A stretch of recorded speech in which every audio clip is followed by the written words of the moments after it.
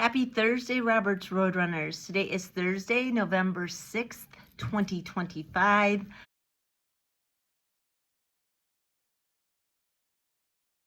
Our weather today is going to be 53 degrees and cloudy.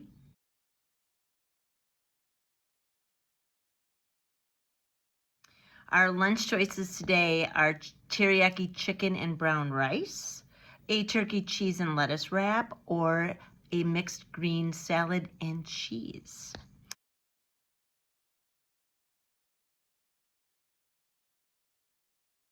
Birthday shout-outs. We have a birthday shout-out for Owen in Mrs. Penn's room, and Ava, who is celebrating over the weekend in Mrs. Kallenbach's room. I hope you all have an amazing day of celebrating you. Our character focus, we are finishing this week up by concentrating on coping skills. Here you go. Hi friends! Do you ever experience big emotions that are difficult to control? Do you ever feel angry, sad, anxious, worried, frustrated, depressed, or any combination of these stressful emotions? Today you will learn how to manage big emotions in 3 simple steps. Number 1. Notice and identify your feelings. Number 2. Think about coping skills you can use to feel better. Number 3. Take action by practicing 1 or more coping skills. Being a kid is fun, but sometimes there are stressful things that cause your emotions to run wild. We call these stressful things triggers. Some triggers might include when you lose at a game or activity, when something embarrassing or unexpected happens to you in front of your friends, when you want to go out to play, but you have to stay in and do your chores, or even when you are hungry or tired. What are some of the things that trigger your big emotions? The first step to managing big emotions is to notice and identify the emotions you are feeling. Sometimes taking a moment to stop and think about how you are feeling is enough to identify your emotions. Other times, you might have a hard time knowing what you're feeling. If you're having trouble identifying your emotions, you can use visual tools such as a feelings chart, feelings wheel, or feelings thermometer. To help you better understand the emotion you are feeling, it can be helpful to ask yourself 3 important questions. Number 1, what am I thinking? Maybe you're thinking about how you're going to fail your big test tomorrow, or about how much you hate doing your chores. Your negative thoughts often cause negative emotions, so noticing your thoughts can be the first step to managing your emotions. Number 2, what do I feel in my body? Do you feel your face getting hot, your heart beating faster, or butterflies in your stomach? If you notice the feelings and sensations in your body, this can be a helpful signal that you need to do something to calm down. Number 3, how do I act when I feel this way? Am I arguing and yelling? Am I shutting down and refusing to talk? Am I avoiding an important task? Your actions can be another key signal, letting you know that your emotions are rising, and it's time to use a coping skill. After identifying and naming your emotions, next you want to think of coping skills you can use to feel better. It can be helpful to break down coping skills into 4 categories. Number 1, relaxation skills.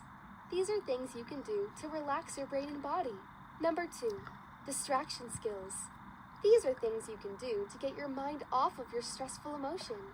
The key to distraction skills is to not just escape the stressful situation, but instead to take some time to get your mind off of the big emotion, and then return feeling calm and under control. Number 3, movement skills. These are things you can do to move your body, to physically release the stressful emotion. Number 4, thinking skills. These can be encouraging statements you say to yourself, or questions you ask yourself to challenge your negative thoughts. If you use a feelings thermometer to help you identify how you are feeling, this can help you select the best coping skills to manage your emotions. For example, if you're feeling sad or disappointed, you might use different coping skills than if you're feeling frustrated or angry. If you're sad, you might do something to lift your mood up. But if you're angry, you might do something to calm yourself down. Sometimes you can use the same coping skills to manage different emotions. For example, you might be feeling nervous for a test, so you take some deep breaths to calm down. Or you might be feeling angry that you don't get to play the game you want at recess. and you might also take some deep breaths to calm down. If you are having trouble thinking of coping skills, ask an adult for help. The final step to manage your big emotions is to take action by practicing one or more coping skills. Be prepared to practice different coping skills for different situations. Imagine having an invisible tool belt of coping skills. If you were building a house and you needed a screwdriver, you wouldn't want to get stuck with only a hammer. This is why we need different tools for different situations. It can take a lot of courage to take action, but the more you practice, the easier it will get. If one coping skill does not work, then move on to another until you find the right combination of coping skills to help you feel better. It's important to remember that all feelings are okay. It's what you do with them that matters. So the next time you feel stressful emotions, big or small, remember to number 1, identify your feelings. Number 2, think about coping skills you can use to feel better. Number 3, take action by practicing one or more coping skills.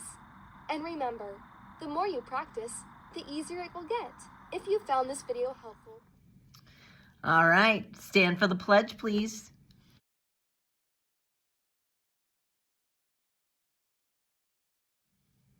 I pledge allegiance to the flag of the United States of America and to the republic for which it stands, one nation, under God, indivisible, with liberty and justice for all. Student Spotlight today.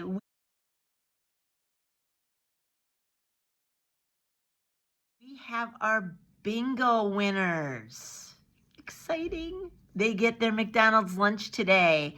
So Scarlett in Mrs. Davis's class, Jameson in Mrs. Shower's class, Mariska in Ms. Wandra's room, Mackenzie in Mrs. Winter's room, and Aaliyah in Ms. Wandra's room. Great job. I'm so proud of you for being kind. As we go into our next round, you get your name on the board for meeting a learning goal. Meeting a learning goal. So it should fill up pretty quick because we are all working on those goals weekly. So if you meet a learning goal, your name should go on the board. Remember your lunch cards. We are having a remembering problem, my friends. If you don't remember your lunch card, you will be sent back to get it. So you must have your lunch card to go to the lunchroom. School store, new merch is coming. New merch such as crack charms, and invisible ink pens, stickers, fidgets, bracelets. So on Monday, new merch at the school store. No school tomorrow. 3-day weekend for you all. And today is our concert. And just a reminder of our expectations of being kind, responsible, and safe.